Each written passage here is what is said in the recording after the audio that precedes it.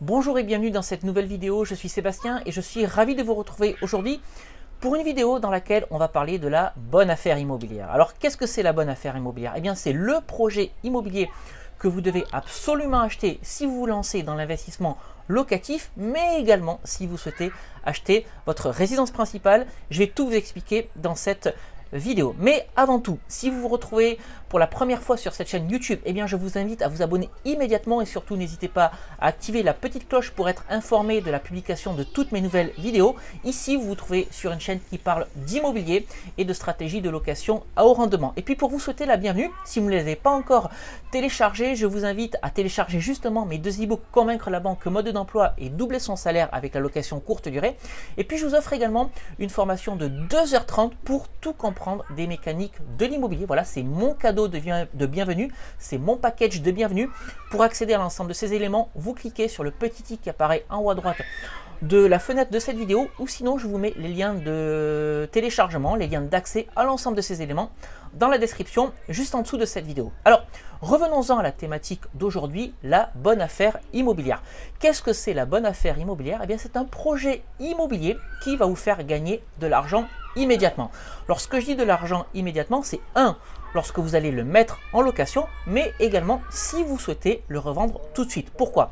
Eh bien parce que lorsque vous achetez un bien immobilier, eh bien c'est à l'achat que vous allez gagner de l'argent avec ce bien immobilier, pas à la revente. Et c'est ça l'erreur que font beaucoup de personnes. Elles achètent un bien immobilier en se disant peut-être que j'aurai besoin de le revendre dans quelques années, il aura pris de la valeur et je réaliserai donc une plus-value. Eh bien ça, c'est une fausse façon de raisonner. En immobilier, c'est à l'achat qu'on gagne de l'argent. Si vous faites un pari sur l'avenir en vous disant ce bien immobilier, je vais peut-être le garder 5, 10, 15 ans et au bout de 5, 10, 15 ans, je vais réaliser une plus-value de 10 000, 20 000, 30 000, 50 000 euros, pourquoi pas? Eh bien, vous êtes en train de spéculer. Et en immobilier, il ne faut jamais spéculer, vous devez raisonner avec les chiffres de location ou les chiffres de revente au moment où vous achetez votre bien immobilier. Donc votre bien immobilier, une fois que vous l'avez acheté, eh bien vous devez être capable de le revendre immédiatement en réalisant une plus-value. Si jamais vous n'êtes pas capable de revendre votre bien immobilier immédiatement après achat ou immédiatement après travaux, eh bien ça veut dire que vous vous êtes trompé quelque part. Et je dis ça parce que lorsqu'on investit dans l'immobilier, eh bien on investit plusieurs dizaines voire plusieurs centaines de milliers d'euros et surtout on s'endette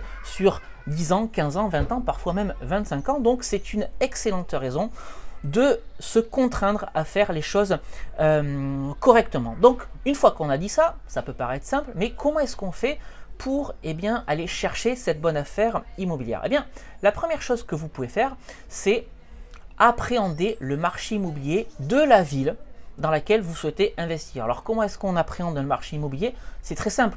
On regarde les annonces sur Se Loger, on regarde les annonces sur Le Bon Coin, on regarde les annonces sur PAP. Bref, on s'imprègne du type de logement qu'on souhaite acheter, que ce soit un studio, un T2, un T3, etc. de façon à avoir une idée dans cette ville de combien peut coûter ce studio, ce T2 ou ce T3. L'étape suivante, bien entendu, c'est d'aller faire des visites.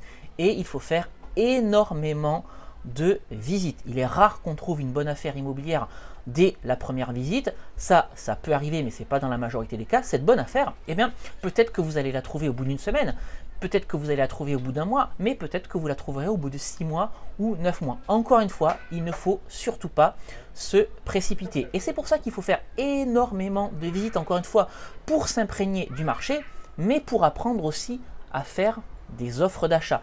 Il faut être décomplexé par rapport aux offres d'achat.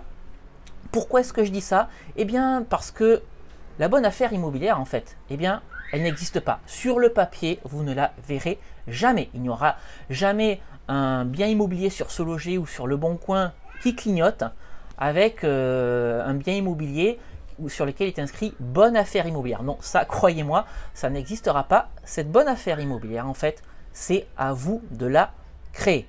Retenez bien ça, la bonne affaire immobilière, c'est à vous de la créer.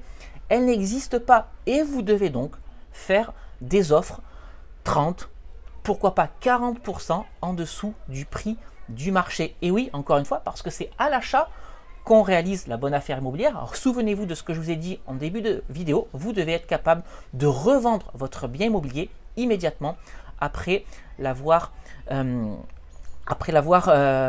acheté. Donc il va falloir faire énormément de visites, il va falloir faire énormément d'offres. Pourquoi est-ce qu'il va falloir faire énormément d'offres? Eh bien tout simplement parce que toutes les offres d'achat que vous allez faire ne vont pas passer. Et c'est tout à fait normal parce que la majorité des propriétaires vendeurs ne vont pas vouloir vous vendre le bien immobilier 30 ou 40% en dessous de sa valeur.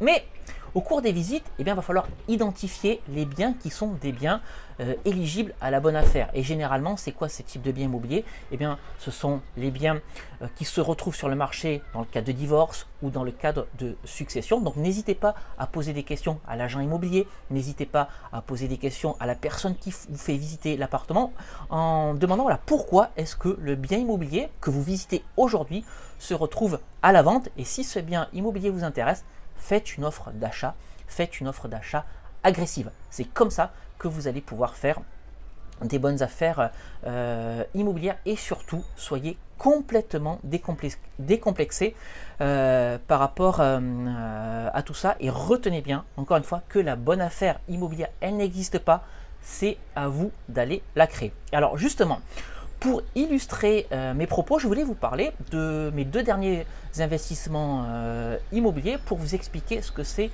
une bonne affaire. La première opération dont je vais vous parler, c'est un appartement que j'ai acheté 55 900 € et ce bien immobilier, il était affiché à 62 000 €. Donc il y a une petite négociation sur ce bien immobilier. J'ai pas voulu aller chercher trop loin dans la négociation. Pourquoi? Parce qu'on était déjà sur un prix largement en dessous du prix du mètre carré. Donc je savais qu'il y avait potentiellement des choses à faire avec ce projet immobilier. Sur ce projet immobilier, sur cet appartement donc, que je touche à 55 900 €, je n'ai mis aucun apport. Tout a été financé par la banque, le projet immobilier, les frais notaires, mais également les travaux. Le projet total me revient en tout à 107 000 €.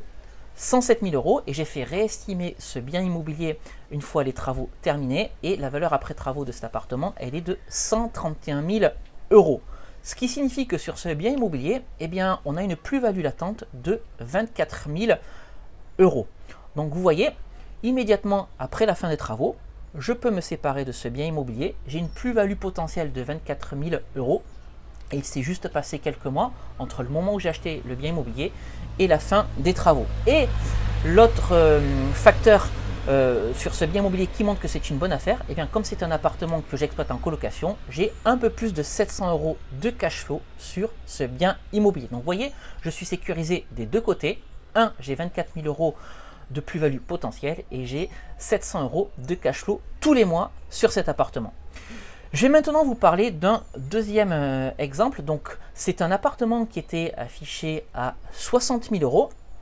J'ai fait une offre d'achat à 40 000 € et avec le propriétaire vendeur, au travers d'une agence immobilière qui m'a franchement très bien aidé dans la négociation, on est tombé sur un prix d'achat pour moi à 42 000 €. Donc 18 000 € en dessous de la valeur affichée sur un montant initial de 60 000 €. Autant vous dire que l'agent immobilier, il a été très performant dans cette phase de négociation. Sur ce projet immobilier, c'est exactement la même chose. Je n'ai mis aucun apport.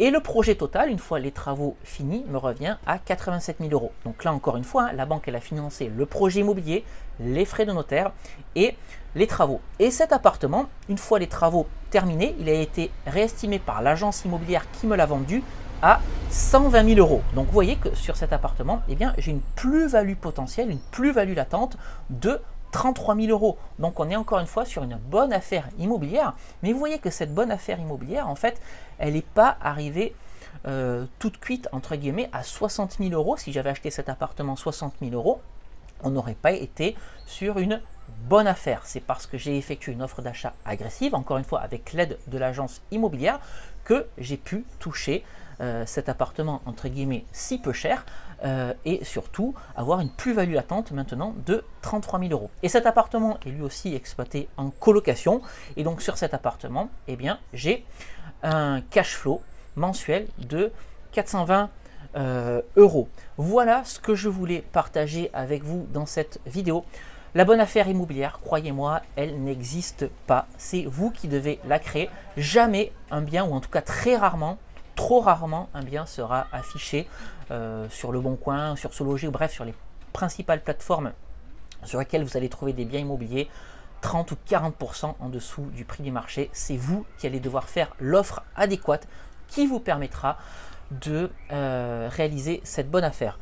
Je rappelle les points clés de cette vidéo, je rappelle les points importants. 1, vous devez créer la bonne affaire. 2, vous devez pouvoir vous débarrasser de votre bien immobilier à tout moment. 3, vous ne devez absolument pas spéculer sur le bien immobilier. Vous ne devez pas vous dire je vais attendre 10, 15 ans pour pouvoir le revendre avec une plus-value. Non, la plus-value c'est maintenant, c'est à l'achat que vous devez la réaliser. Et 4, si vous décidez de garder ce bien immobilier, eh bien il faut que dans le mode d'exploitation que vous choisissez, et j'ai même envie de dire quel que soit le mode d'exploitation que vous choisissez, vous soyez capable de dégager du cash flow.